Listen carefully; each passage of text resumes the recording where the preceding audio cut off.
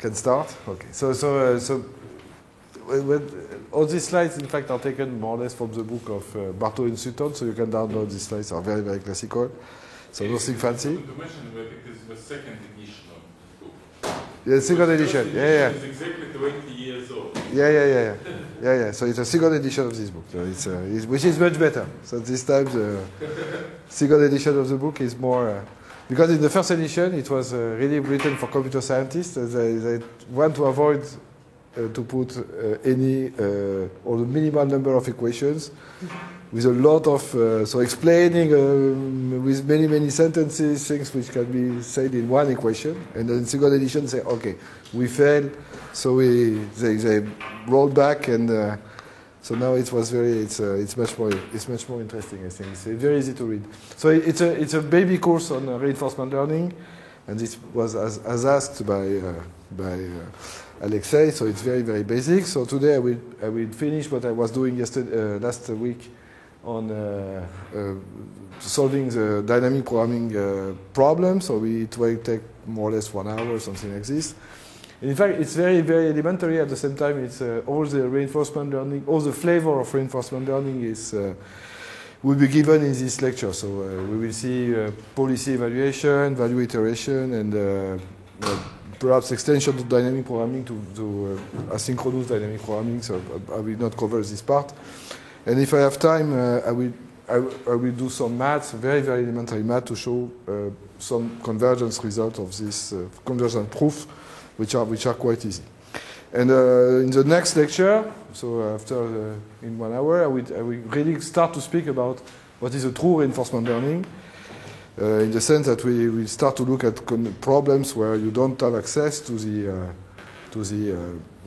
MDP, so you will have access to trajectories of the MDP, but you don't have access directly to the MDP. Okay, so what is dynamic programming? So just to recall what we have done last time. So basically last time we were speaking about MDP. So for those which were not there last time, so we have I was working only in discrete time problems, and I consider also what is called grid world. So I will consider the case where the state space is discrete and the action space is also discrete. So everything is discrete, so nothing continues there. So in fact it's a limitation, because in many applications, even if the state is discrete, it can be very, very large. So there are currently a lot of things which have been done to address the problem of doing reinforcement learning in super large state space. But I will not address at all this problem. So it's a grid, and what are the components of an MDP? The components of MDP are basically a transition probability. So you have a state space. You have a state space, which is denoted by S. There is an action space. The action space is denoted by calligraphic A. Okay, these are finite state space in this case, and you have rewards.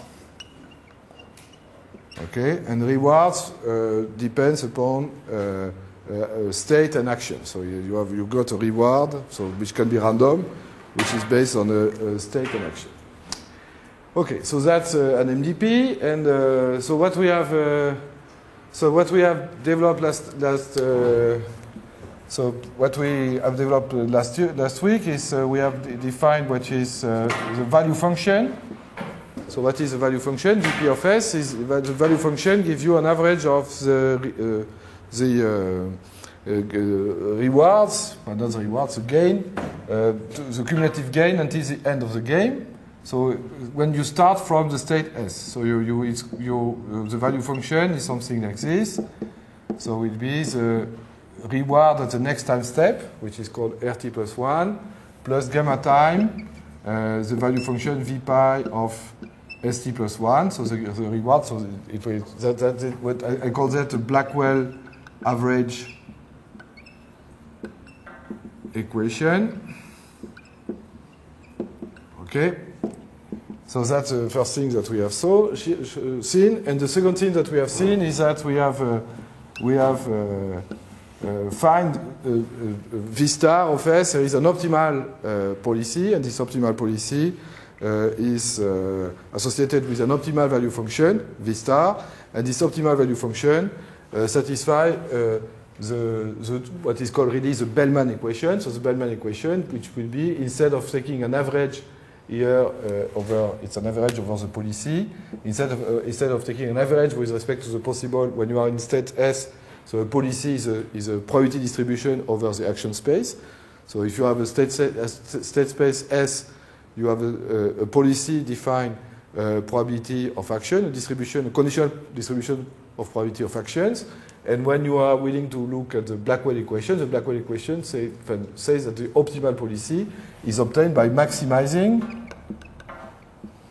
So you take the maximum over A, over the action space, of the expectation of the future reward, the cumulative reward. So it's gamma plus V star of ST plus 1, okay, given when you start at S, and that if you perform the action A. Okay, so and we have shown last week that this is an optimal, that this gives you an optimal value function and an optimal policy, in the sense that V star is better, so that you have V star of S, which is larger than V pi of S for any policy. Okay, so that's a brief summary of what we did last week.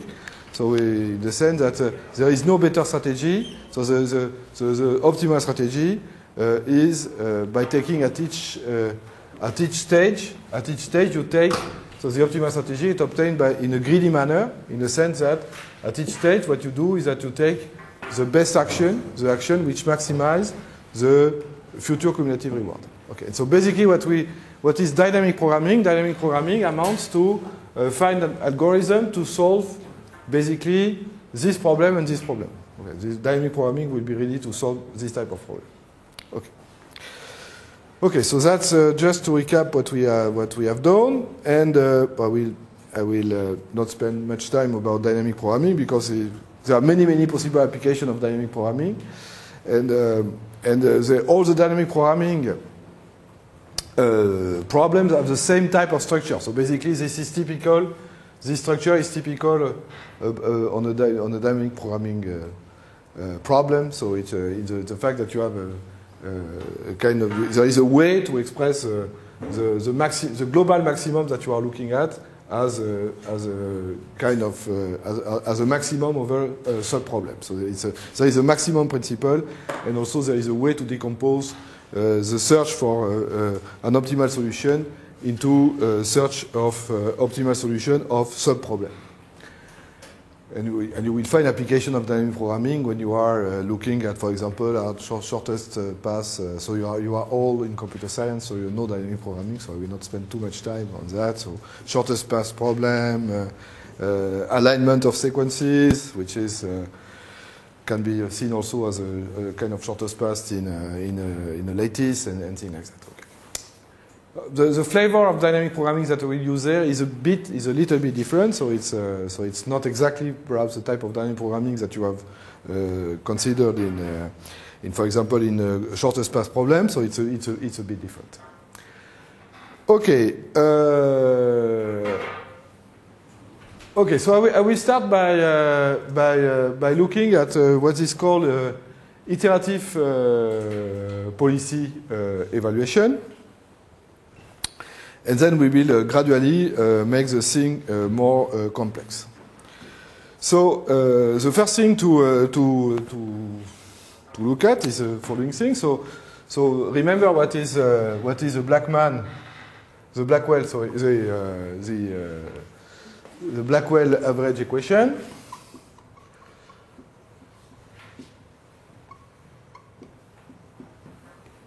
Is the following thing. So what you are willing. So you have a policy. So that would be a policy P pi, and you want to find the policy, and you know that the policy is obtained as follows. So V pi of S, it's the average policy. So you want to compute there the value function V pi for a policy.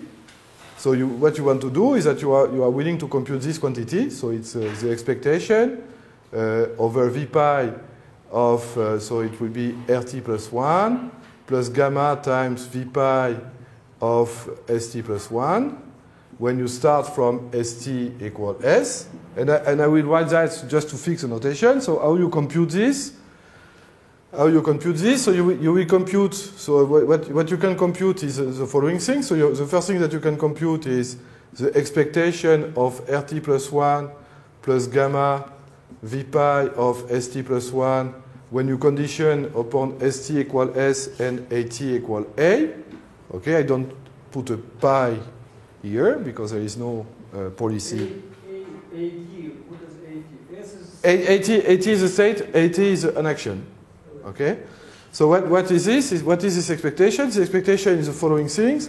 So you will sum over the state S prime, so which is the next state.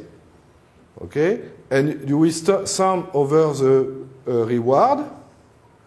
So there is a space of reward. The rewards themselves are random. And you sum the quantity like this, which will be what? Which will be, so you have the probability P. Yeah, we take. So you have a probability P. You have a probability which is probability of transitioning to the state S prime and to get the reward R, okay? Given that you are in the state S and that you play the action A. So this is given. Today it's given. So you know the probability. When you are at state S, you apply the action A. Then you will go to some state S prime with which you have a certain distribution of state, which is S prime, and you have a certain distribution of reward, which is R.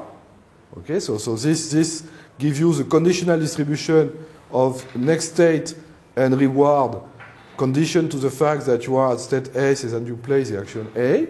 Okay, and for the time being, this quantity is assumed to be known. And then you compute this, so you have R, which is the reward that you have obtained. Okay, plus gamma times V pi of S prime. Okay? So this is exactly the type of equation that you are willing to solve. So you are willing to solve this equation. So you are willing to solve the equation which says that this function V pi, so the value function associated with the strategy pi. So the strategy pi is it's not V pi, sorry. It's not V pi. So this is QP. This is Q is Q of S and A. Okay, sorry, it's Q of S and A. So this is what, and there is a pi there because there is a pi which is from this pi here, and what is V pi of S? V pi of S is the sum on the action space of Q pi of S and A that you integrate with respect to the conditional distribution of the action given the state. Okay? So and this gives you an equation which is a kind of fixed point equation. It's a fixed point equation which is the equation which is written there. Okay, the equation which is written there. So given a strategy, given a policy which is pi, okay, you know that the value function satisfies this equation, and the objective is to solve this equation. Okay, so this one is an easy equation. So the easy equation is a Blackwell average equation, and it's rather easy.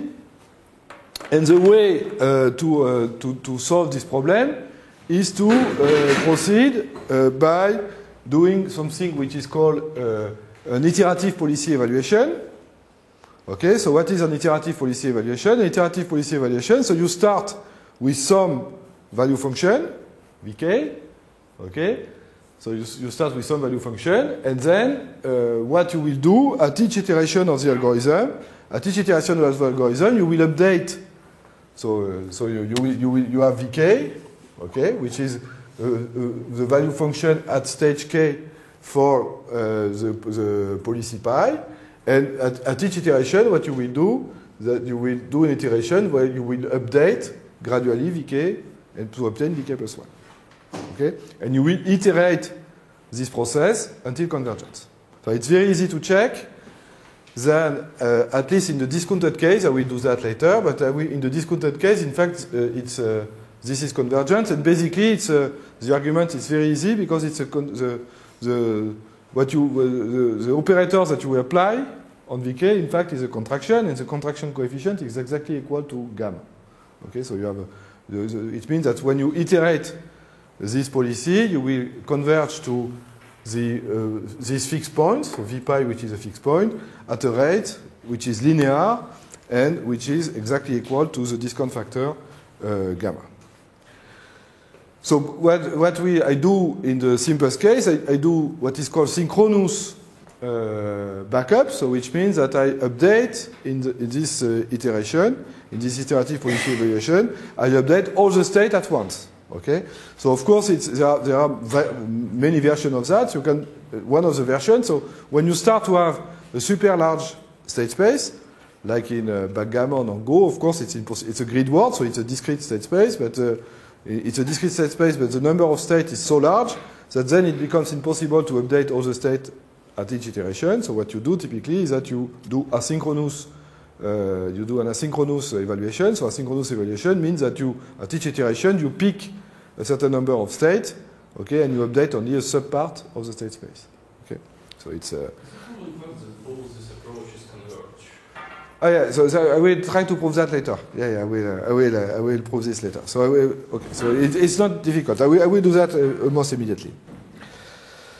Okay, so that's iterative policy evaluation. So iterative policy evaluation is written here. So it's exactly the following thing. So you have a policy, you have a current guess of the policy Vk, okay, which is a policy at stage at the iteration k, which and this policy, as I said, is you have a value function Vk which has been evaluated for each state space for all S prime. And what you will do is that you will guess a new policy by applying this quantity, this operator. So what you have to write,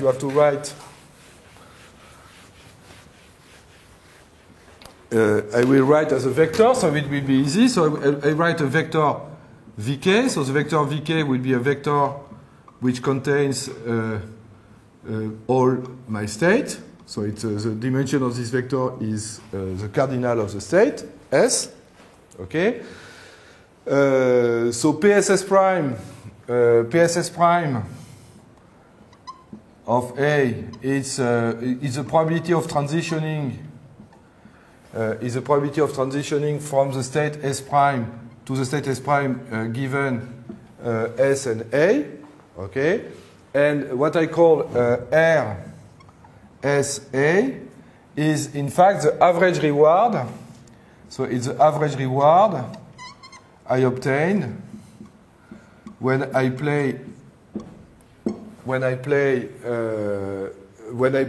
am the state S and I play action A. Okay, so that's the average reward I obtain, and PSS prime is the probability of transitioning to state S prime given that I am in state S and I play action A. Okay, so when I look at my equation, so I need first to compute what is S prime, the sum for S prime in S of PS prime given SA applied to the function Vk of S prime, okay? But that's and you do that for all S. So this is you can do that in a matrix. So it's a matrix equation. So it will be a certain matrix pi of A. So because I will integrate there over A over the action with the probability P of A given S. So this will give me a transition. So this quantity. Okay. If I do that, oh, sorry. If I do that, if I define P pi of S prime given S, P pi of S prime given S is the quantity which is obtained by summing up over the action space. So it's P of S given S Okay, and then I sum P of S prime given S and A. Okay, so what I do, so that's the probability of transitioning to state S prime given that I'm state S and I place the action A. A policy define a distribution over the action. Okay, so for a policy define also a Markov reward process. So it's a process under which if I now integrate this transition probability with the probability of playing action A given S, it defines a transition between state S and S prime, which is I call P pi. Okay, and that defines a matrix. So I may define a matrix P pi, and the matrix P pi is a matrix which is of dimension, which is a matrix whose dimension is a dimension of the state space. So it's S times S. Okay? Then I have a vector. So the vector, I have a vector which is R pi. So I define a vector, Rs pi. So the vector Rs pi is obtained by integrating this quantity. So it's the same. So I integrate over, for a given S, what I do, I integrate over the action A, the average reward, so it will be the sum of the reward. So it's R now times PR SA. So this is the average reward I get in one step if I play the strategy pi. Okay? Because I just average. So if I play A and I am in state S, that's the average reward I will obtain by playing A. And now I simply I forgot the pi S. I simply put, on the top of that, I put the probability distribution of playing A given S, and that define Rs pi. And I will collect all this reward. I can collect them in a big vector. So I have a big matrix and a big vector. So I have a vector, which is I call R pi. It's a vector which collects all the Rs pi for S in the state space S. So it's a vector whose dimension is exactly equal to the dimension of the state space. Okay, and if I look now at, for the policy pi, if I look now at the policy iteration, as the iterative policy evaluation, so the iterative policy evaluation is following. So you have Vk plus 1, which is a value function for each state, for all the states at time k plus 1, at iteration k plus 1, this will be given by this vector R pi plus gamma times the matrix P pi that you apply to the policy, to the vector, to the value function Vk. Okay? And basically, so this is, so you write the value function in vector form, and in fact what you are willing to obtain the optimal policy, to obtain the value, not the optimal policy, but if you want to obtain the value function associated with the policy pi, the value function associated with the policy pi, so V pi, so I put the pi, I don't remember where to put the pi, so perhaps here, oh no, I think it's here. So V pi would be P. So it would be a solution of R pi plus gamma P pi of V pi. Okay, so it's a fixed point of this equation. And now, so to answer your question, so why it works? It works because you have a contraction. So if you look at two different policies, so it's really Vk plus 1 is equal to, say, a certain T pi of Vk. Okay, and then it's okay. So and now what you will apply there is, so now assume that you have another policy called UK. Okay, so you have UK plus 1. This is equal also to R pi plus gamma P pi of UK. And if you look at now the difference of these two vectors, so if you take the difference of these two vectors, it would be Vk plus 1 minus UK plus 1. So then the vector of reward will disappear. It will be gamma times P pi of Vk minus UK. Okay, and so you simply eliminate, because this quantity, the only quantity which depends upon this quantity is the same in the two cases. So the only quantity which depends on UK is this. Okay, and if I consider I will consider the infinite norm. So it will be the infinite norm, which is equal to the max over S in S of Vs.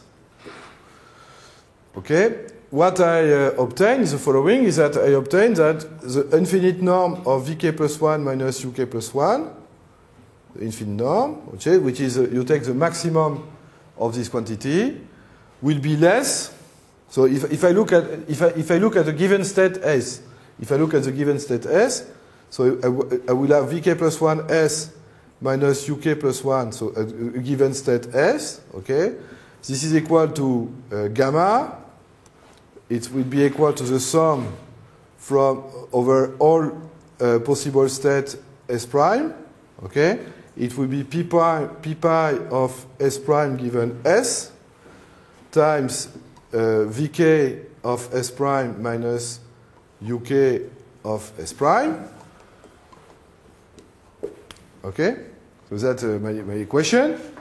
And then what I do here, if I just take the supremum norm here, it means that I have Vk plus 1 S minus Uk plus 1 S, which is less than what? It's less than the gamma, the sum over S prime in S of p pi of S prime given S times the maximum of this quantity. So it will be time Vk minus Uk in infinity norm. But this is a probability distribution. So which means when you sum over all the S prime, this is equal to 1, and then you obtain that you have a contraction which is gamma. So the contraction factor is gamma. So which means that you have it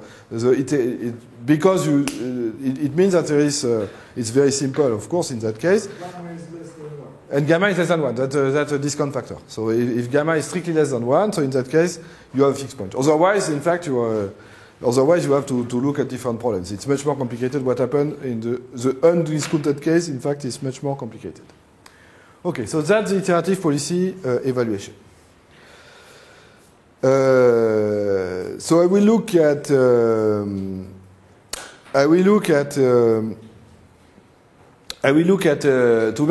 make us feel a bit like how it works and how you can improve that easily. I will look at what is called a small grid words. A small grid words where you have two absorbing states, which are the upper corner and the lower corner, and at each state you have 4 possible actions. So you can go south, north, east, or east. And when you are reaching one of the corner in the the gray shaded cell, then it's the end of an episode. So which means that with our convention, it means that we stop the MDP, which will loop on this state. So when you are on this gray cell, then you will loop on this cell with zero reward. And then the reward, each time you do an iteration, so what you do is that you pay a negative reward of -1. So you have an iterative reward of -1. And you pay this reward until you reach the absorbing state, in which case you pay 0 reward to the end of the life. Okay, so basically, for a given policy, so the given policy which gives you which action you will play, So and the reward is deterministic in that case, so which means it's easy. It's an easy case where the reward is always -1. So whatever the action is, in fact, the reward, and whatever the action is, and whatever the state space is, you only have a -1 reward. So for a given policy, which means with a given probability of going north, south, east, or west at each given state, at each given cell on this chessboard.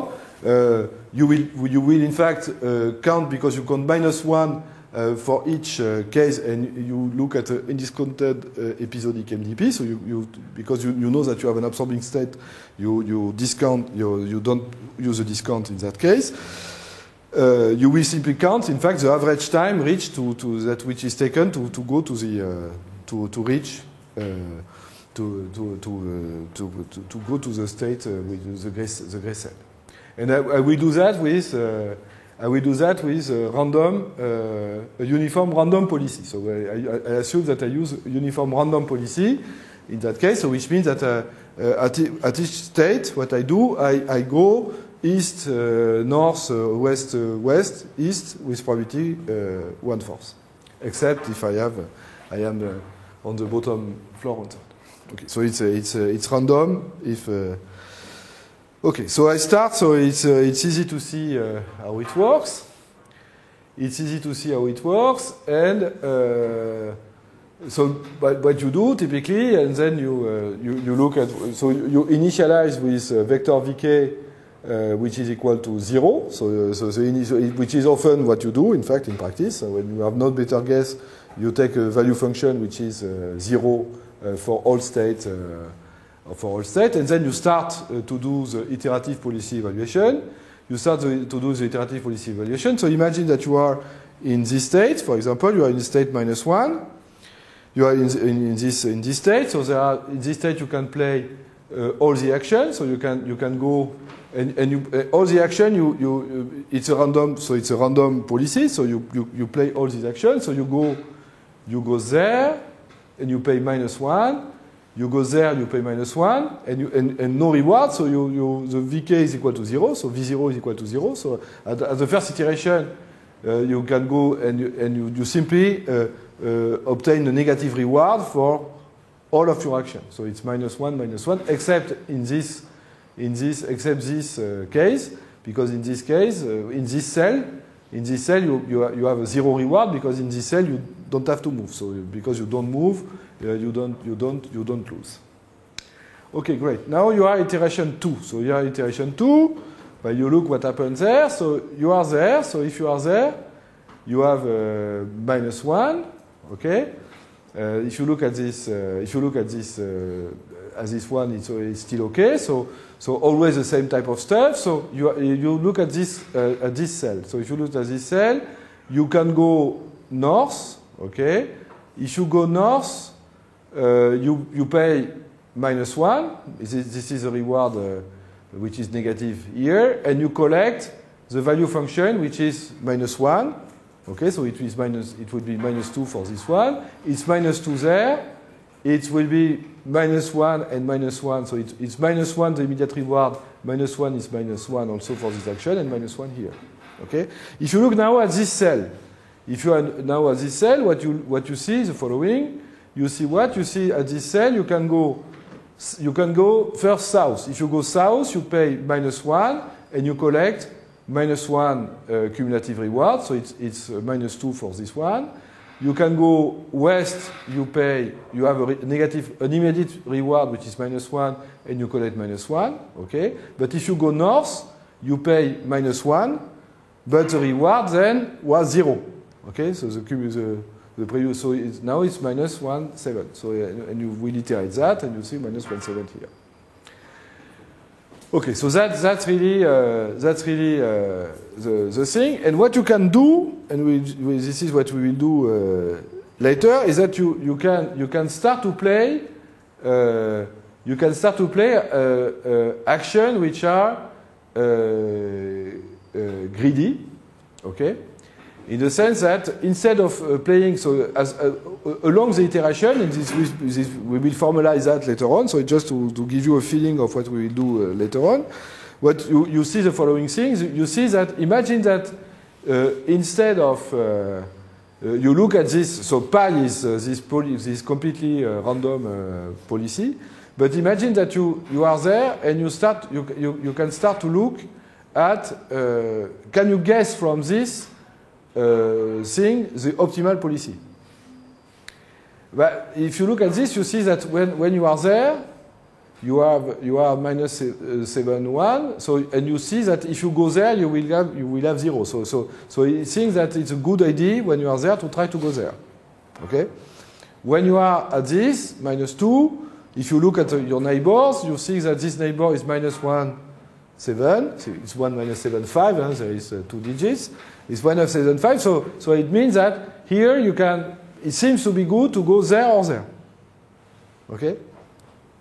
When you are there, it's minus 2, so you can do a random, and so on. So if you act greedily with respect to the iterative policy, so we use an iterative policy which is obtained with a random policy. But if you act greedily, so you say, okay, you start to see that there is a 0 on the left corner, so you act greedily and you go to fetch the 0, but you obtain very quickly, in fact in 3 iterations, you obtain very quickly, so in 3 iterations, you obtain the optimal policy. So you can read from the value function that the iteration that you perform to do iterative policy evaluation for the random policy, you can almost immediately read the optimal policy.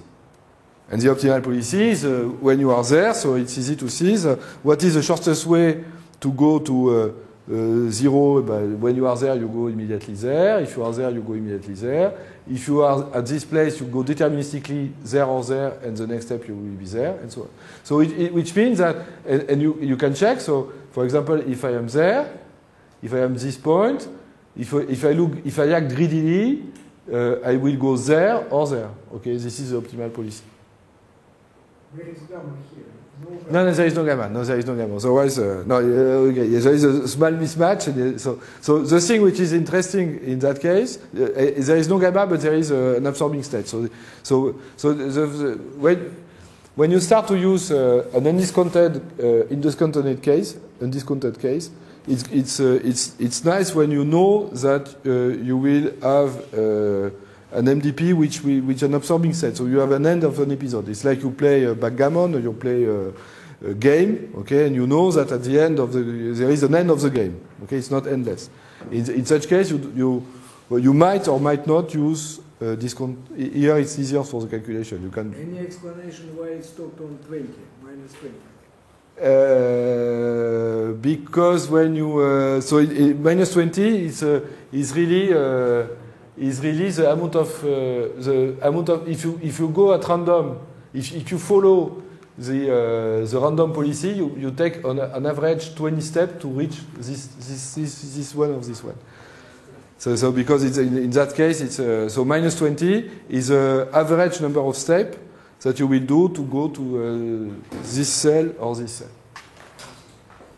But the message here is not the message here, which is important, is the message saying that even if you do policy iteration, if you do if you do an iterative policy evaluation with a random policy, you can start almost immediately to see the optimal policy. So in fact, it's a bit and we will see that in fact we will what we will do to solve. When we look at the optimal policy, we do basically policy evaluation, and we will also add greedily with respect to the policy, and we will prove that it works. So basically, it's a way to solve for optimal policy. The way to solve for optimal policy is to do an iterative policy evaluation, and then to act greedily with respect to this policy evaluation. Okay, so this is what I explained there. So what you do, it means that you, given a policy, okay, you have a policy, you evaluate the policy. So so you evaluate the policy, and then if you want now to improve the policy, and this is called policy iteration, what you will do. So typically the first algorithm that we will consider is the following one. It's not exactly the one that we have shown here. Is the following one. So it's called policy iteration. So what you do is the following. So you start with a policy vpi. Okay. You start with a policy vpi. Okay. You run you run this iterative policy evaluation algorithm, okay, until convergence. And then, to obtain the optimal policy, you will act greedily with respect to this policy. Okay, so which means that if I am there, so for example, in the original policy evaluation technique, so I did something a bit strange in the sense that I read what I did before, and I will explain why it works later, but what I did before is that I was looking at the optimal policy during the iteration. I will do that later. But if you look at what I describe here, is a following algorithm, which works well in general, which is you start with a policy, okay? You solve Bellman, I say Blackwell, but it's Bellman. So you solve the Bellman average equation. You solve the Bellman average equation, okay, by iteratively. Okay. Now, next step, you want to improve the policy. But you want to improve the policy. You look at that, and you say, if I am there, okay, then I will go there deterministically. If I am there, then I will go there with equal. I can go there or there with equal probability. Okay. If I am there, I'll go there immediately. If I am there, I go there immediately. If I am there, I go there or there, and so on. So I will obtain, acting greedily, I will obtain, like that, a new policy. Okay? When I obtain a new policy, which is greedy, then I will reiterate the process. So I will reevaluate the value function for this new policy. Okay? And I will obtain, like that, the optimal policy. Okay, this is called the policy iteration. So I iterate the policy, and for each policy, what I do, I iterate the whole process. So I evaluate the value function, and the next step, when I evaluated the value function, I act greedily with the policy. So the policy iteration works as follows. There are two steps in policy evaluation. In the first step, what you do, you do a policy evaluation. So you do a policy evaluation, and you use the iterative policy algorithm that I have described. Okay. Then you let this algorithm converge. Okay. We have shown that we have a linear rate of convergence in the discounted case. At least we have a linear rate of convergence. So it will stop after a certain number of iterations, especially because you have I am in a finite world, so I think I have a finite number of policies. So I will obtain the optimal. I will obtain the value function VPy quite with complexity which I can control, basically. And once I have obtained this value function VPy, then I look for a better policy. And looking for a better policy is to act greedily with respect to this policy. Act greedily means that you will go, in fact, deterministically to any point with a better value function. Okay, as I shown here. I know that in an MDP, in fact, I know that optimal policies are deterministic. So I consider only, even if I have ties, I choose one state. It's not a problem to choose a state here, like that. And then I iterate this process, and I will obtain at the same time, I will obtain the optimal policy and the optimal value function by running this algorithm iteratively. Okay, so that's an example which is a bit more sophisticated. So in general, when I do my course in France, the first assignment is called the JAX-Car rental, so it's from Bartow Sutton. So the JAX-Car rental, so it's the following. It's very easy to play with, but the solution is non-trivial. So you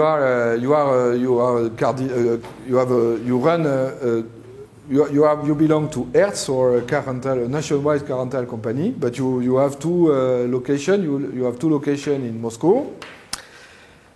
Normally it's in Paris, but now it's in Moscow, so I changed a bit the story.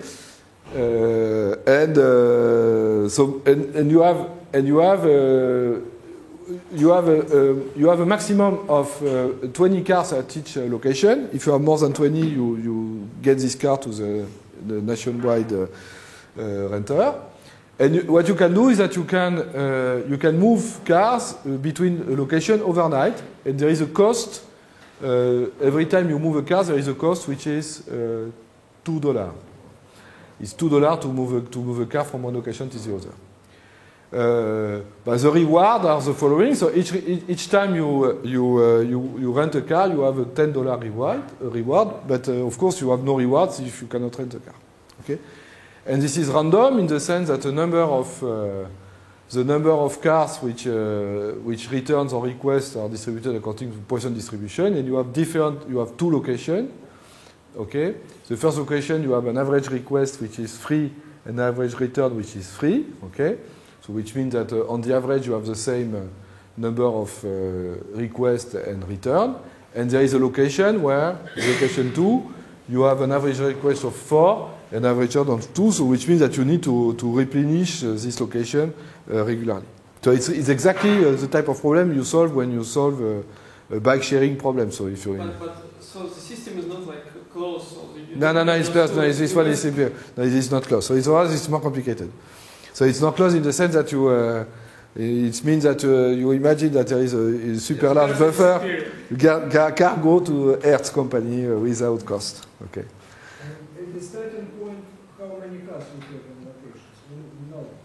Yeah, you can have 0 because there is a big company. There is a company. So the car returns there. Yeah, okay. So it's not like a bike sharing. So you know the bike sharing. It's exactly what happened in bike sharing system. You have a bike sharing system in Moscow. Bike sharing system. You have a certain number of locations. So you have a maximum number of locations in a car and in a bike, and you have an algorithm which during overnight typically you take bikes from one location to the other. So it's exactly this type of problem, but in fact it's a huge MDP in that case, and it's a closed one basically. But there are other effects because you might lose bikes and. Okay, so you run this policy. I will not spend too much time. You run this policy, and then you obtain. In this case, I think it's better to run to see exactly what happened and to see what is the optimal policy that you obtain. Because every time, so you start with pi 0, which is you start with by taking v0, which is equal to 0. So the value function is equal to 0. You optimize, you compute the value function. Okay, with a random policy first. So which means a random policy means that you just transfer 1, 0, 1, 2, 4, 5 cars at random overnight from one location to the other. So it's a random policy. Then you obtain you calculate the value function. You act greedily with respect to this value function. You obtain a strategy P1. Then the strategy P1 is a bit more sophisticated. Then you calculate the value function for P1. You obtain P2. You act greedily with respect to P2, and so on. And then in 4 or 5 iterations, because you obtain the optimal value, the optimal policy, and the optimal value function. So it's nice to implement to see how it works.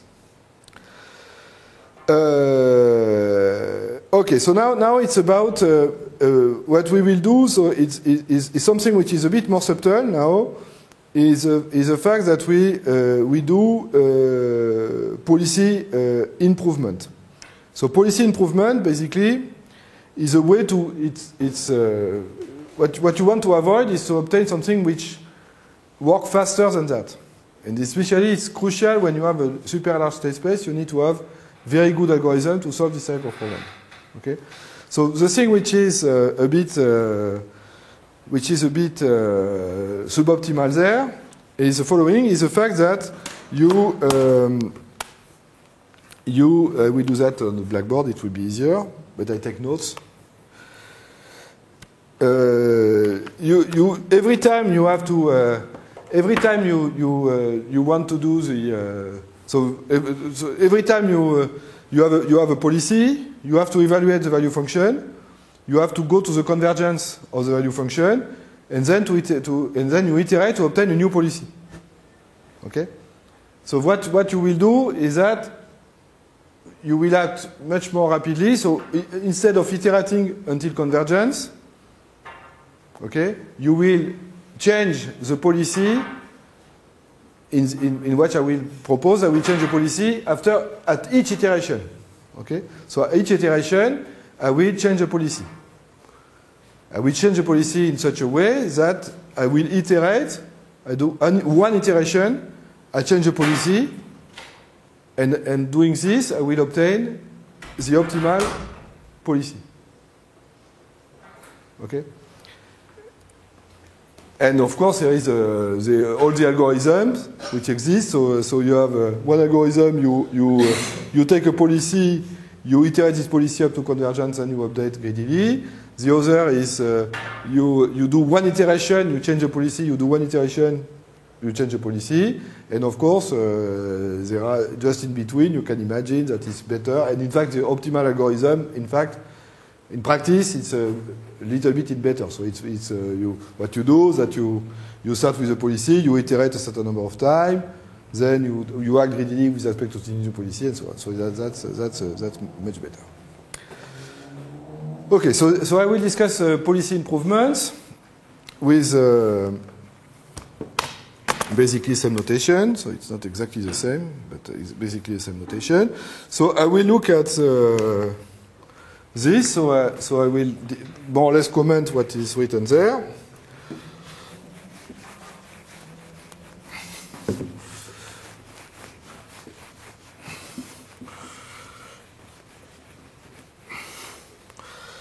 So as I said, you have for a policy pi, okay. I denote QP of SA, which is expectation of. So it's RT plus 1 plus gamma, so it's discounted here. V pi, so V pi is the optimal value function for ST plus 1. Given ST equal S and AT equal. Okay, so that's the action value function, which is equal to what? This is equal to the sum. It's equal to the sum over the state S prime and the reward R, which is equal to PS prime R given S and A of R plus gamma V pi of S prime. Okay, so that's the definition that I. So what is the key result for policy improvement? The key result is the following. The key result is the following thing. So let pi and pi prime be two a deterministic policy. In fact, it works with a random policy, but it's a bit more complicated. So it's a deterministic policy. So there is no, in fact, in an MDP, you know that optimal policies are deterministic. So deterministic means that you for each state you associate there is an action which is optimal. Okay, and assume that. So let me such that the following quantity is self. So you have for all S in S for all state. You have Q pi of S pi prime S, okay, which is larger than V pi of S. So this is what it means to act greedily with respect to V pi. Okay, act greedily with respect to V pi. You act greedily with respect to V pi, which means that you take an action. So you look at V pi, and you take an action which is such that Q pi of this action do better than the action that you obtain with policy pi. Okay? And but if you have this, then you have V pi prime of S is larger than V pi of S for all S. And if there is a strict inequality of any state,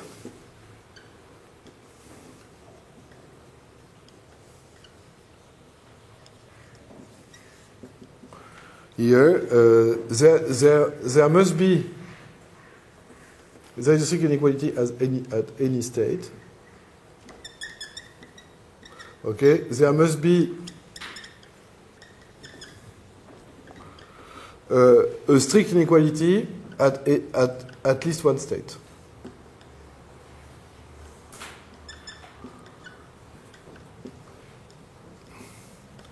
Okay, so this is really the key of policy improvement. So the key of policy improvement is that if you choose a policy, a deterministic one, so you choose an action which improve over the action suggested by a policy pi at each state, then the value function for this policy will be better in the long run. So it's a bit, it's not completely, well, it's intuitive, but at the same time it's not completely clear, in the sense that you change what you do in one step, and we will prove that it will be optimal on the long term. And what I suggest is I can perhaps stop for a short break. What do you think? You want me to continue for... We stop 5 minutes, 10 minutes? Yeah? 5 minutes? Okay. So I start like that. I start saying that by construction, I have v pi of s, which is less than q, what I call q pi of s and pi prime s. Q pi SA is a state action function that I define z. Okay? So which means I choose, remember that pi prime s is deterministic policy. So, and this is the key part here, it's exactly equal to the expectation with respect to p prime s, to the policy p prime, of RT plus 1 plus gamma Vp of St plus 1, given that I am at step S equals S. In fact, this is a key point to understand. It's key. The key is to understand this relation. So it's we just so here. So what is this? This is what? This is what you do there. You simply integrate. You simply integrate with respect to the state S prime and the reward R. You integrate P S prime R, okay, given S and P prime S, okay, and the reward plus gamma times V pi of S prime. So it's an expectation, but it's also the expectation because it's a deterministic policy, okay. This is also the expectation under the policy P prime because it's deterministic. So it's deterministic in the sense. If I choose, if at state S, there is a single action to choose, which is pi prime S with probability 1. Okay? So I can write that this is an expectation of some function. That's a function of f, r, and s prime. Okay? They are integrate according to the reward, Markov chain associated with the policy pi prime. Well, the way to go from the reward to the reward Markov chain to the MDP, to the Markov decision process, is simply what I do. I integrate this transition probability with respect to the policy, but here the policy is deterministic, so it's exactly what I call E pi prime is Markov reward process associated to the MDP for the policy pi prime, and this is exactly that. Okay, and what I do, I can do a one-step analysis, so because I know that I have improved for all steps. So what I know also that this is less than E pi prime of RT plus 1 plus gamma this time Q, also pi of this time ST plus 1 and P prime ST plus 1 given ST equal A. Okay, but I know that this is exactly equal to what? It's exactly equal to E pi prime of RT plus 1 plus gamma, and I know that the reward implied S P prime S, I can substitute, is exactly given by that. So it will be equal to E pi prime. It's exactly equal, you have an E pi prime. Okay. This time of RT plus 2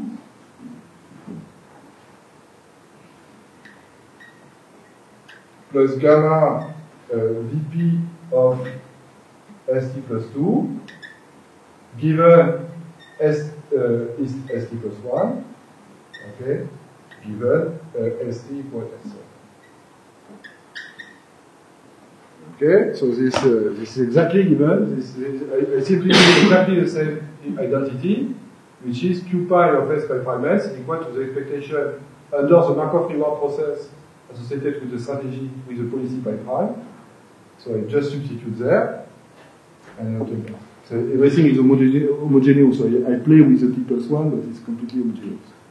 So this is exactly what is written. Yeah. Just I try to explain. And then what I do here, I use the Markov property. So conditioning with respect to St plus 1 is the same thing that conditioning with respect to Ft plus 1. Okay, and then I can use the Tower property of conditional expectation to write things like that. So it would be E pi prime of Rt plus 1, and you have plus gamma Rt plus 2 plus gamma square, this time V pi of St plus 2 given St equal S. Okay, so I iterate, and when I iterate this, so it will be less than E pi prime times the sum from k equals 0 to infinity and to p, which of Rt plus, so of gamma to the power k, Rt plus 1 plus k plus gamma, okay, plus gamma p plus 1 Vp of St plus p plus 1, most likely, St equals. Okay, don't look at this. And then you take the value function being bundled, this goes to 0, and this is exactly V pi prime, so when you let p goes to infinity, this is exactly equal to V pi prime of S. So the thing which is nice is the fact that if you act greedily with respect, if you have a deterministic policy P prime S and you act greedily with respect to the state action function, you obtain in fact another policy, and this other policy has the property of being better than d pi of S for all state S. So remember that what I said last time, when you compare policies, there is a problem, but sometimes a policy can be better for some state and worse for other state. But here it's really, you have really order, so doing this, you really order, acting greedily, order the value function. So which means that if you act greedily at each state, okay, you obtain a policy which is definitively better, so which is better in the long run than the original policy. So which means that there is a way to improve policy, which is simply to look at the policy and to improve it at each iteration.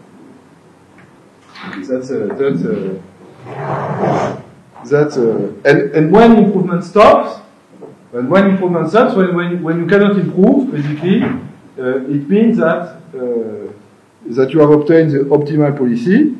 Okay, you have obtained the optimal policy in the sense that you know that you cannot improve the existing policy. So which means that you know that Q pi of S prime, pi prime S, in that case, is equal to the maximum of Q pi of SA, and this is exactly what is obtained by the Bellman optimality equation. So we have the way we proceed like this allows to obtain an optimal policy. Okay, so it means that the way we have proceeded, which means that we start from value function and do policy improvement by acting greedily with respect to the policy, give you in fact a policy which is better, and when we stop, and we prove later on that we stop, there is a contraction argument, so it's slightly different from the previous one. There is a contraction argument, and this contraction argument will give you a convergence to an optimal policy. So this is, which means that this is the way to compute the value function and then act greedily with respect to the value function will, on the long run, give you an optimal policy. Okay.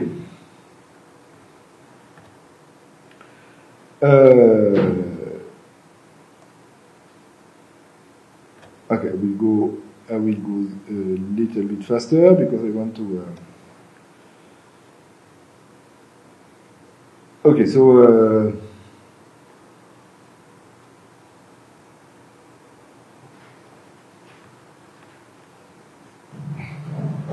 Okay, so I will now present a value iteration and another algorithm, which is different from this one, where the algorithm is obtained by directly computing what is called the value iteration. So the idea is there. It's very closely related, of course, but the idea there is a bit different in the sense that it's a different algorithm, so it's closely related, but it's a different algorithm. So in the sense that it's an algorithm which is called value iteration. This is another algorithm to solve the optimal equation, Bellman optimality equation, but in the policy iteration algorithm, what you will obtain at every iteration, you have an optimal policy. Well, you have a policy. So it's pi, you obtain the value function associated with this policy, it's a deterministic policy. Then you act greedily with respect to the policies that define another policy. So at every iteration of the algorithm, you have, in fact, a policy. Okay? So either you solve for the value function associated with this policy, or you try to improve the policy, but every time you go to the policy. So here it's another algorithm where you work only on value function. And if you continue to work on reinforcement learning, there are always these two things. So either you work on policy, okay, or you work directly on the value function. So when you work on the value function, so the technique goes as follows. So you apply basically the Bellman optimality operator at each iteration. Okay, so it works. It's very simple. So what you do, so instead of applying the Bellman average operator, you apply the Bellman max operator. So which is basically what you will do. You will iterate as follows. You will iterate. So in the value domain, you do the following. So you have a vector vk, which is a vector which contains a value function, but be careful that time, contrary to what I said before, so with the algorithm I will present, vk will perhaps does not correspond to a policy. Okay? It's a value, it's a vector of value, but which at a given iteration perhaps there is no policy for which vk is a value function. And what you do is that you iterate the following operator, you iterate the following thing, you say vk plus 1 is obtained by applying the Bellman optimality operator, so which is you compute at each state, so when you have the state S, you take the maximum over the action A of the Bellman optimality operator, so it is RSA, which is the average reward associated with the action A that obtained in one step, plus gamma times the sum of P of S prime given S and A of Vk of S5. So be careful when you proceed like this. When you proceed like this, there is no, and you update that on state space S prime. So there is no. So at each iteration, basically, you perform an iteration, but instead of summing up over the possible action given a policy pi, you take at each iteration you take the action which maximizes this quantity. And be careful that in that case, the value function that you obtain in the value iteration does not, at a given state, if you stop the algorithm at time k, for example, there is not necessarily policy p star, policy pi, where it's a fair value function. It's a quantity which is interesting to compute, but which is not a value function in the classical sense, in the sense that there is perhaps no policy which work for this one. Okay, and then you iterate this algorithm. So compared to the other, so it looks basically the same that what we did before, especially if you have deterministic policy, but you put a max instead of summing up over the action. You take the maximum. So that's the first thing. And the good thing is that you do at each iteration you change more or less the policy. You change the action. Okay, and so it's really much faster than the previous algorithm. In the previous algorithm, you take a policy, you compute the value function, then you act greedily with respect to the value function, you improve the policy, the policy improvement, then you go back to evaluate the value function. Here, what you do the two things at the same time. So at each iteration, you solve this and you obtain like that. A new value function, you iterate until you reach a maximum. And it's not very difficult to see that in fact it converges for the same reason than before. It's a small exercise. I will not perhaps do it, but it's a small exercise in the sense that you can prove. I have my notes. I will give my notes. It's Bartos and Sutton book and Matt knows, so I will give that. I write very well, so he has, when he writes, content, it's really perfect in French. I also write very well, so I will give that to Alex.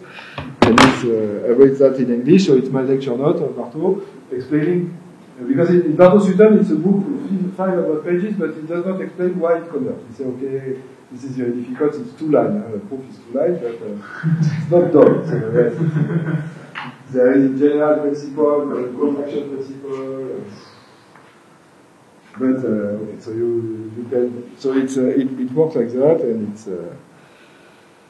it's an algorithm which works much faster. Okay, so there are many other things to look at. So you can do asynchronous improvements, adding randomness. Of course.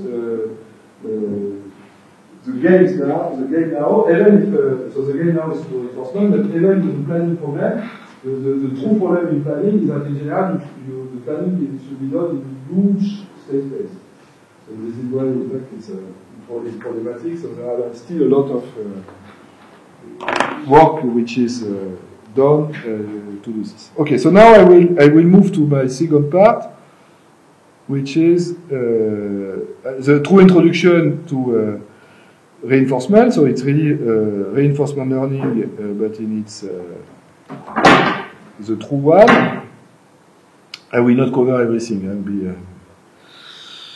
be really sure. So the good thing. So I will cover basically something which is very easy to understand, which is Monte Carlo learning. And I will cover much more quickly temporal difference learning and what is called TD lambda, which is a kind of one of the most currently used solution to solve reinforcement learning. So the first thing is that right now, so up to now, we solve the planning problem. It's not really a reinforcement learning problem in the sense, it's a planning problem in the sense that we have assumed that we know basically the dynamic of, we know the dynamic. Shut up. you know that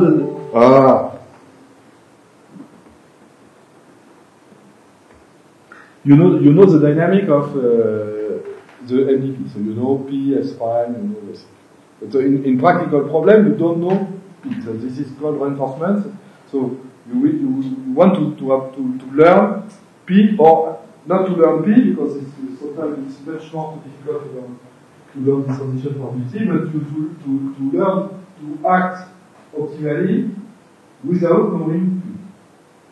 Okay? So you want to find both the optimal policy, the optimal value function, but you don't have access to the dynamic of the MDP. So there are many, this is a very important topic right now. So it's very fashionable to look at reinforcement learning, especially in super large state space. There's a lot to do. And the bad idea is typically to try to learn this. And the good idea is to try to learn directly either the value function or the policy themselves. And then you have different algorithms which have been proposed. And the way to solve super large state space is linked with function approximation. There are a lot of things in the reinforcement learning which looks like statistics, because basically learning the value function is like learning regression. Okay? So you start to learn functions. So you have approximation in function space. So what people did originally, they do linear things, so you project a function, and now what they do deep learn. And of course, it's not better. So there are big success with deep learning. But if you look at the real literature, there are also a lot of problems, because it's, when you apply the TD learning with deep net in general, you have to be very careful, otherwise you go nowhere. So I work a little bit on this with students, but it's very difficult to. So there is a lot of. You need to put your hand in the engine in order to make it work. So in general, so if you look at the series of papers, so originally you announce a success. You say, okay, we have solved this. Then the next paper you say, ooh, it's more difficult than that field. And then you propose a new solution, so third paper. And then you do a wrap-up, and the fourth. So typically what people do, so an initial success. So we will write a paper with me to this new place, so we explain and we do that. So first initial success, then failure. I don't know, it was not so good, then a new method which is much better. And then when you say, okay, we have already written a lot of topics, so you write then you can survey, and then you. Okay. So that's just the way to work. Okay. So we start with the most naive technique. So what is Monte Carlo policy evaluation? So it's very simple, and it works. So it works, but it works only on episodic game. So episodic experience, so which means that this is the type of techniques where the experience goes to an end. So typically it's a game of Go, or backgammon, or so it means that it's all reinforcement learning in a situation where there is really a finite state space, so there is an end of it. So there are many problems with that. There are other problems which are not like the Jack Carpenter system. It's not something which ends. Because you can rent car, if your policy is not too bad, you can expect that you will run this for a long time. Go is typically something where you have an end of an episode. So it's and Monte Carlo algorithm, which is very simple. It works in episodic game and typically needs a lot of episodes. So you learn using a lot of episodes. Okay, so what you observe simply, so typically what you observe is, we will explain how to improve it. So the typical setup is the following. You are looking at, you have a given policy, which can be a human, for example. It can be human. So you can observe humans, because humans do, there are many settings where you look at a human playing. originally in the Go, this is what they've done. They have done, so they look on when you go at Bergamo, it was done with humans. So initially, you look a series of states and actions done by the human, so the human as a policy, okay, and you learn the value function from the human, okay, and then what you do is that you try to improve over the policy done by the human, because as we have seen, as soon as we have a value function, we can try to improve it by the techniques that we have did before. So in fact, when you know the value function, even if you know the value function, you know the value function, you may know how to act better, for example, greedily with respect to this value function to improve the policy. Okay, so which means that even observing the human playing suboptimally, you might try to improve the policy. This is why, in fact, a machine can play the best joueur of Go, because it means that you have observed this idol playing a game of time, and then you obtain a policy which is better. So, and it's even funny, so it was funny, was observed for Backgammon. So Backgammon was the first game where a machine, or a computer, was done end of the 90s. So Backgammon, so they play backgammon. So he played backgammon and he defeated the world champion. And they do that. They did a lot. They train a lot the algorithm by observing good backgammon play. And the funny thing is that the algorithm, when you play in the CD manner, then you can defeat the machine. Because since it has learned the policy from the player, if you really super bad moves, the machine is disoriented. If you play chess, the same thing in chess, I was playing chess. I was not super good, I was not bad, I was not good, I can go. And why I was Kasparov to Paris, so I was we were the team of students, and Kasparov defeated us very quickly. And the way he plays Kasparov was very simple, so in fact he plays badly. He knows, he starts with openings which are completely non-classical, so that you don't know, which are known to be not very good, but which are difficult to analyze. Difficult to analyze. For example, you lose you lose the horse, and you actually something like that. But does he play in this way only with you, or he always plays like that? No, he plays when he plays the tournament, he will not play that with huge experts. He plays the tournament with people which are good but not so good. So, okay. Because he plays very non-classical. When you say, okay, you are defeated in 20, because you know you are defeated very quickly, and you know that you are defeated, you look at the literature and you say, okay, it's not to be a very bad but you never play it. So it means that even in Go, perhaps playing completely silly. And what they did in the second AlphaGo, in AlphaGo 0, in fact, they call that AlphaGo 0 in the sense that they didn't even started by looking at the policy of the network. So they start really from scratch and they made the machine play against itself. This is why it's. But for Monte Carlo policy evaluation, so it's, as I said, it's the case where you have episodic games. So what you do is that you look a policy. So typically, as I said, it can be either a machine which is playing with a given strategy, or it can be plays that you observe. For example, you observe plays, and then what you do is that you will evaluate the value function by computing simply the total return, the total discounted reward until the end of the game. Okay, you obtain this reward, and you simply average the reward. So it's super silly. You average the reward. So there are two different strategies. So there are pros and cons. I will not discuss that. So which is you may play the first visit, which is called the first visit Monte Carlo policy evaluation.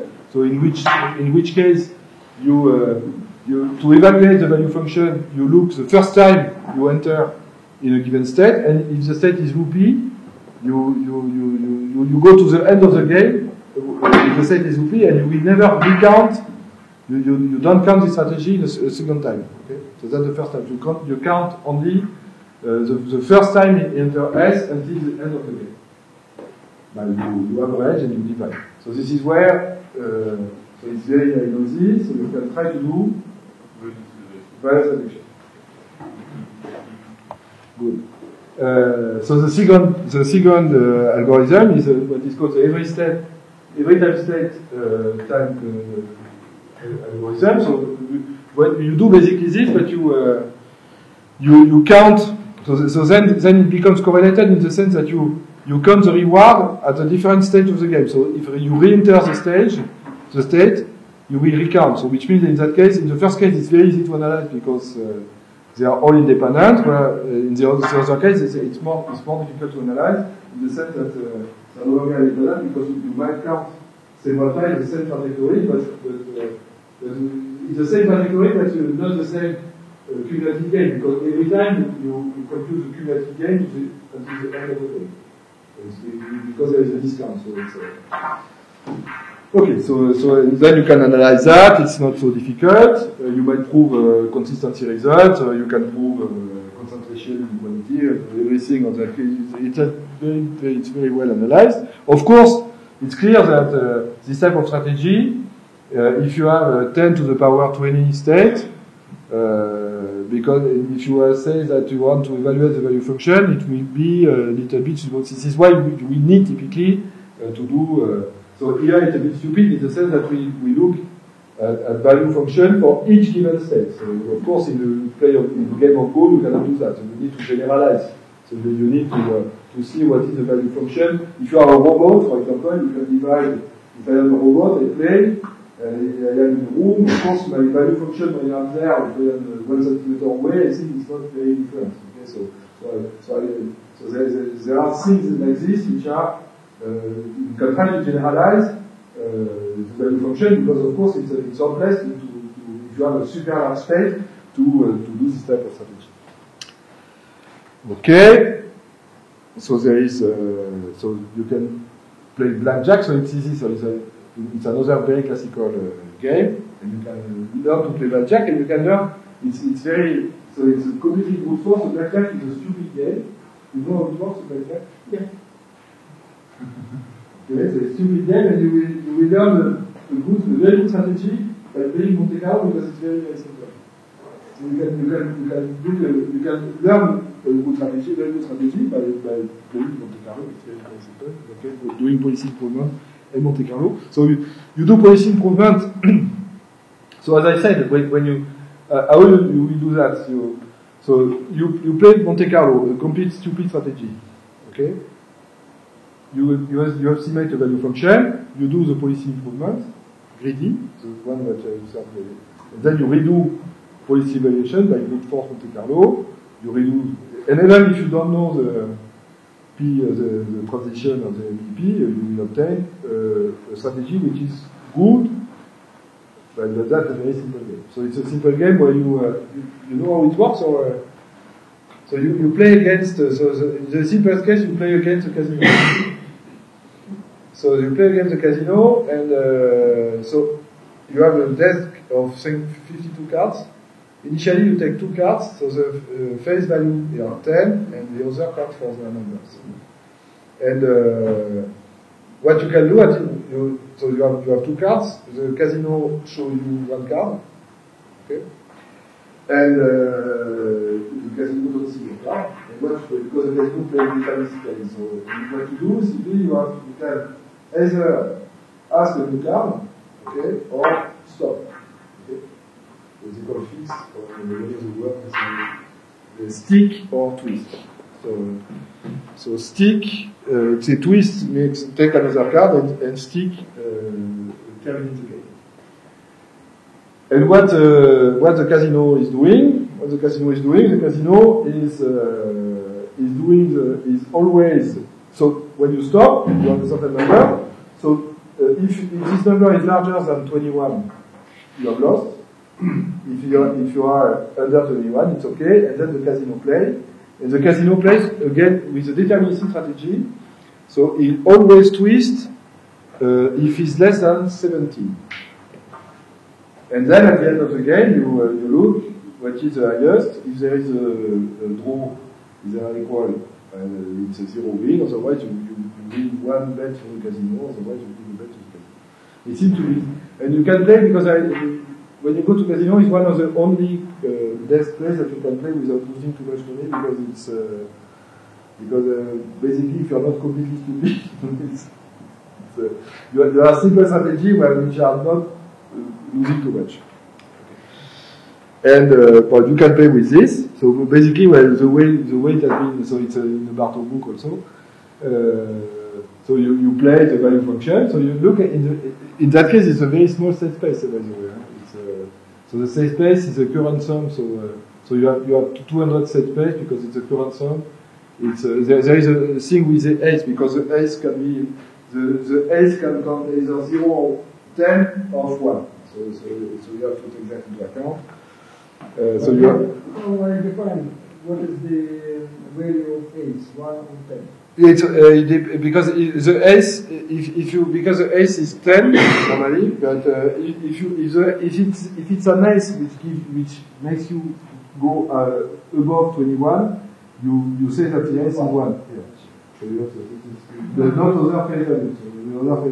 So the ace is either 10 or 1. So it's the most favorable things is for you. So there are 200 states doing this. But you have to take into account so there are some complications which is due to the fact that you have a finite test, you go without replacement and things like this. So there are some complications. So it's not completely easy to model. And then you obtain, but just show you that. So here we play. It's a value function when you play a strategy which is stupid. So where you play a strategy where you always twist. So you always ask a new card. If the sum of your card is less than 20, yeah. Otherwise you twist. So it's not a very good strategy. But the thing which is interesting is to see the variance because it's you have you need 500,000 episode games to learn something which is in a state which is of order 100, so 200. Okay, so the variance is enormous. So it's a very huge. It's huge, and then you can do policy iteration with that, and you can learn how to play blackjack. Okay, so now TD learning. So will be the last thing I will explain. So TD learning, in fact, is a way to reduce the variance massively.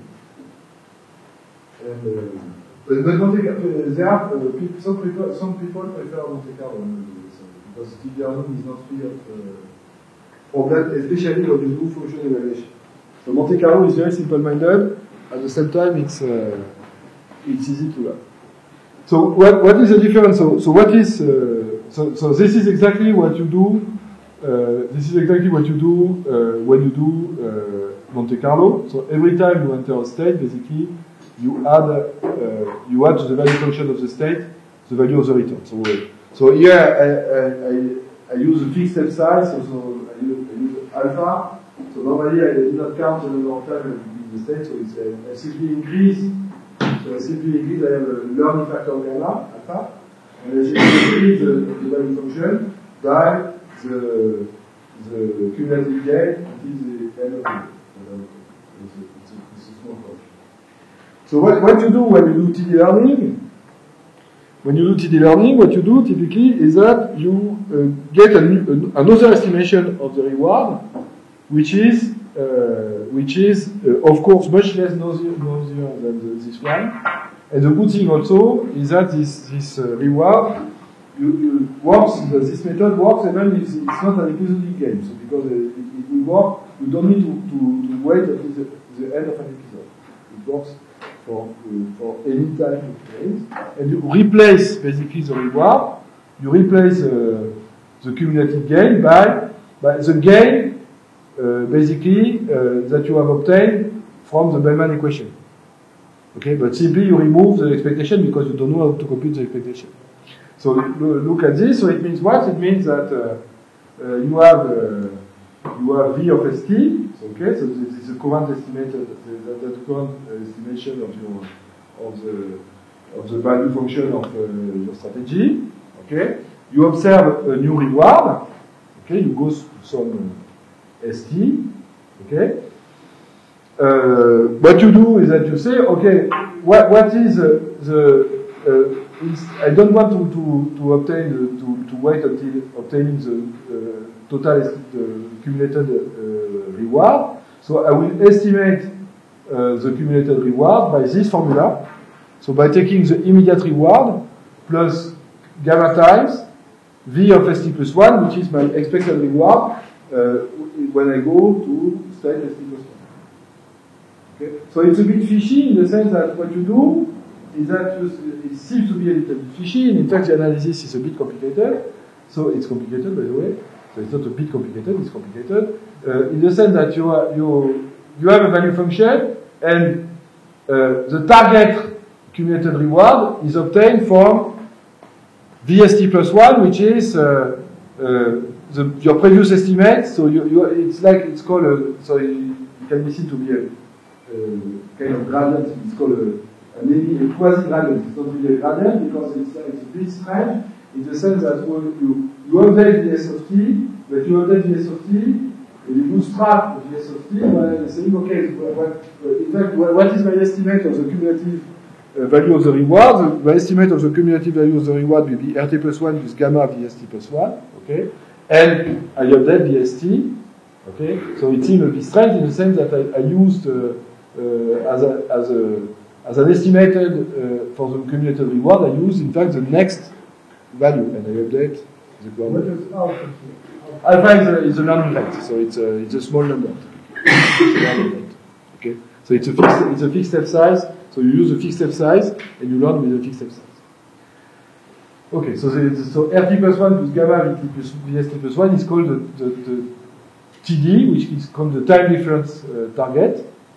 And delta T, which is RT plus 1 plus gamma VST plus 1 minus VST, is a TD error. So, of course, when they are close, it means that when these two quantities are close, it means that you are, on average, the average, so what you can show is that the expectation of this quantity will be close if V is the value function. Because so it can be seen as a special example of stochastic approximation. It's really a stochastic approximation problem, but with there is some bias there, so it's not so easy to analyze. But there are some convergence results.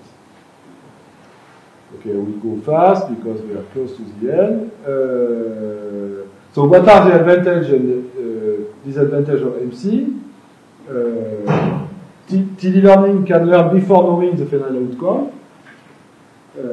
So this is an advantage, whereas Monte Carlo must wait until the end of the episode. So you need to have episodic game. You need to wait the end of the episode before updating the value function. So you can learn TD learning from incomplete sequence. So whereas Monte Carlo method can only learn from complete games. Okay. And so TD learning works in continuous environment, whereas Monte Carlo only works in terminating environment. But what are the problem with TD learning is that in Monte Carlo you don't have bias in the sense that it's a bias estimator of the value function.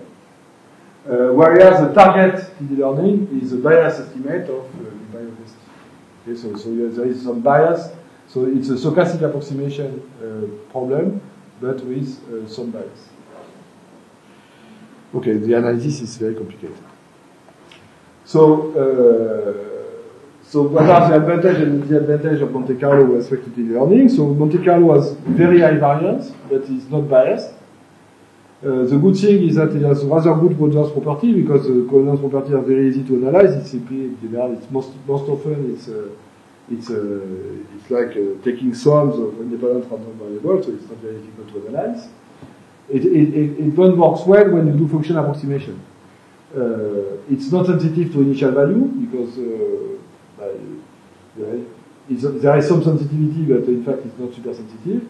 It's very simple to understand, whereas TD learning it has much lower variance than MC, but there has some bias because, as we said, the TD learning objective is biased. Usually it's more efficient than MC, with some caveat when you do function approximation, because then you create a lot of spurious attractors, so it becomes difficult to use when you do function approximation. You can prove that TD0 under some assumption converge to VPIs, VPIs. You can prove the convergence of stochastic approximation, at least when you have decreasing step size, so when alpha is alpha t, so and there are some results showing that you can also do that in so you can have finite convergence results. So this is what I work on that with a PhD student of mine. So we work on the finite time guarantee of stochastic approximation. So you want to obtain so everything has been done in terms of asymptotics, so converge like Robbins-Monroe type stochastic approximation. So it's a bit more complicated because it's a Markov chain, so there are some difficulties, but so it's not that difficult. But the thing which is difficult here, of course, is the fact that people are interested to the case where you have a fixed step size and you are willing to do non-asymptotic analysis, and then it's more tricky. So we have some results for this type of algorithm for stochastic approximation with bias in the non-convex case. This is work called paper. Okay, so this is just give you an example. So just I will not comment on that because it's already late. But what you see here is that exactly what you guess is the fact that the Monte Carlo algorithm typically we converge much slowly, but in fact here we go far enough to see it. But we see that TD has some bias, so it's clear there that TD you reach a value function, so you never really converge, so you have always some bias. So it's interesting to know that. Whereas the plain Monte Carlo technique converges. And okay, so what you can do typically is that okay, I will try to explain that here. Okay, so typically in TD lambda, what you do, and then I will stop here because it's already late. What you do when you do TD lambda is a kind of smooth transition between TD0 and Monte Carlo. And TD lambda, what you do, so when you do TD lambda, what you do, so instead of looking at a one step, at this estimator for the one step return, okay, where you simply look at the immediate reward plus V of ST, you integrate, you consider different estimate of the cumulative reward. Okay, so for example, you can have a two-step estimate. So a two-step estimate is RT plus 1 plus gamma times RT plus 2 plus gamma 2 and so on. So you may define the G step, and the n step temporal difference learning, and the TD lambda typically averages over these different n steps. So in TD lambda, what you do, you average over, you make an error, which is a kind of an exponential average of all these n step error, and you update according to that. So you have like this an algorithm which are basically at one end it's TD0, at infinity is Monte Carlo, and then depending upon the value of lambda, you have a broad spectrum of behavior, so you can trade off the bias of TD0, okay, with the variance of Monte Carlo. I stop here. Thanks a lot, and I will.